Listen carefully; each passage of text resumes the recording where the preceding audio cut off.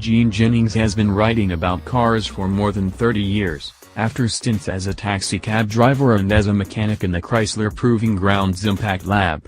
She was a staff writer at Car and Driver magazine, the first executive editor and former president and editor-in-chief of Automobile magazine, the founder of the blog Gene Knows Cars and former automotive correspondent for Good Morning America.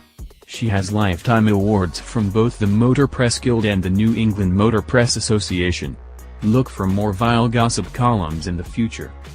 The new 2018 Jeep Wrangler's model designation is JL, my original initials, as in Jean Lee Inert.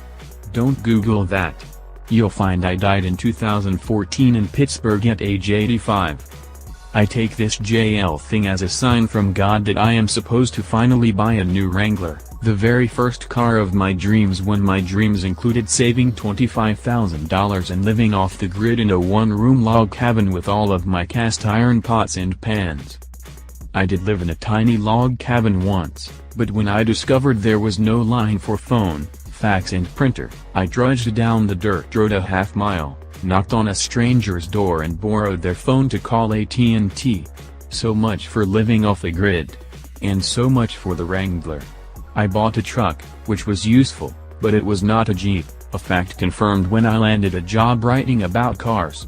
Among the Porsches and Fords and Ferraris and Dodge Power Wagons were Jeep Wranglers. Wranglers meant adventure. Then one foggy Christmas Eve. Or maybe it was summer, there was a knock on the door of our farmhouse. We didn't know the guy, but he pointed to a semi parked on the road in front of our house. "I have a delivery," he said. He rolled out of the semi in a well-used 1987 Wrangler, an over-the-top thank you gift from a friend to my husband for a favor. Before you Jeep purists go all gooey on us for owning the first year of the first Wrangler, let me say that it comes with a curse. I'm not talking about the sad four-cylinder engine, the vacuum leaks, the propensity for floor rust, or the blasphemous square headlamps. The curse was zippers. Our big mistake was freeing our from the zippered cloth and vinyl panels that hid its beauty. Yes, we removed all of it. We wanted to see those cool steel half-doors without the foggy plastic windows, so we pulled them out of the doors and unzipped every bit of protective cloth hugging the roll cage. Oops. We gave up trying to zip the whole thing back together and paid someone to do it for us. He gave up once he forced the cloth sleeves back onto the roll cage. I think the other parts are still up in the hayloft.